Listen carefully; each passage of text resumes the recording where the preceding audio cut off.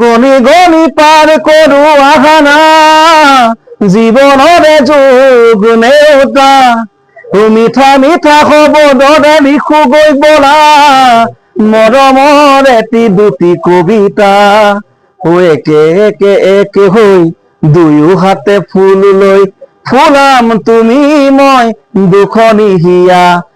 একে একে দুই হল দুটি মন মিলি গল দুই একে তিনি হব কেতিয়া বোলো কেতিয়া একে একে ভাৱনাকে একে একে সপোনকে ৰচি যাম দুয়ো মিলি যেতিয়া। আৰু এয়াই হল আচলতে আমি আমাৰ জীৱনৰ যুগ নেওতা যি আমি আগতে মাতিছিলো একে একে দুই হল দুই একে তিনি হল আৰু